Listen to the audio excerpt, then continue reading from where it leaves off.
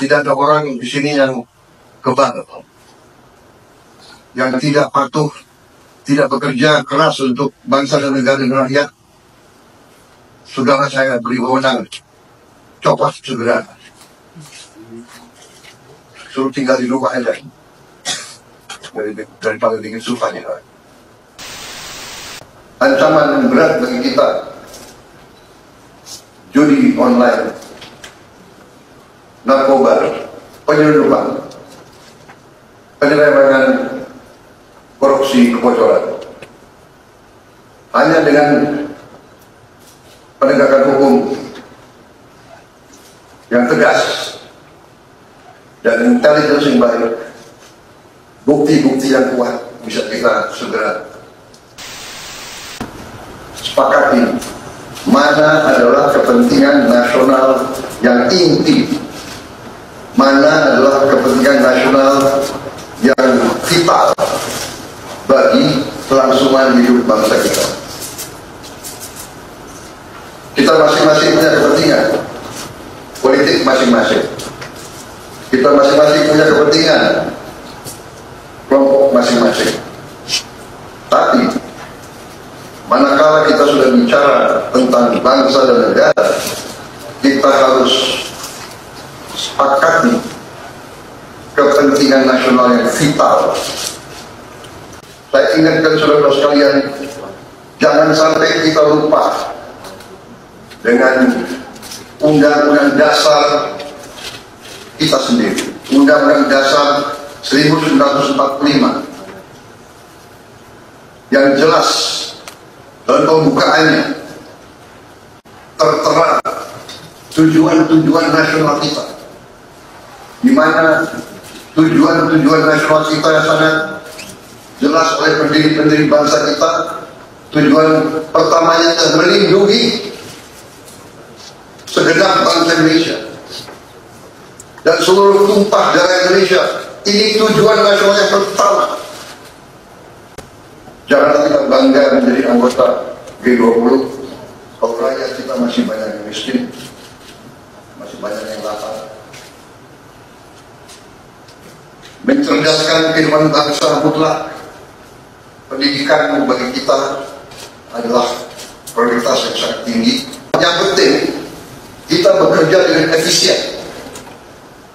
Yang penting kita tidak bekerja dengan seenaknya. Saya minta Menteri Keuangan, saya minta semua Menko, saya minta semua Menteri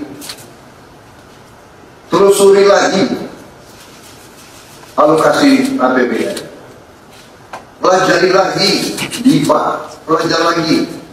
Saya minta detail kegiatan-kegiatan yang terlalu seremonial, terlalu banyak seminar, terlalu banyak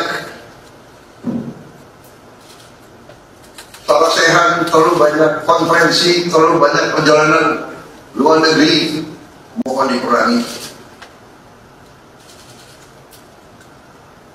Kita harus memberi contoh. Fokus kita adalah pembangunan ekonomi, kesejahteraan rakyat ke dalam. Jangan mengada-ada studi banding belajar pramuka ke negara lain. Saya minta efisien. Ada pembicaraan oleh rakyat kita bahwa birokrasi pemerintah kita sering mempersulit, bukan mempermudah keperluan rakyat. Bahkan ada yang mengatakan kalau bisa dibikin sulit, kenapa dibikin mudah? Ini saya minta menteri-menteri sekarang, mari kita lebih berani, mari kita lebih tidak ragu-ragu untuk memberi pelayanan yang terbaik kepada rakyat kita. Jangan ragu-ragu kalau saudara tidak puas dengan pejabat-pejabat di bawah Anda, laporkan segera kita ganti. Begitu banyak orang yang mau mengambil. Tidak ada orang di sini yang kebal, yang tidak patuh, tidak bekerja keras untuk bangsa dan negara dan rakyat. Saudara saya beri wewenang, copot segera, suruh tinggal di rumah aja, daripada bikin susah kita. Tentunya yang saya katakan pendidikan satu mutlak.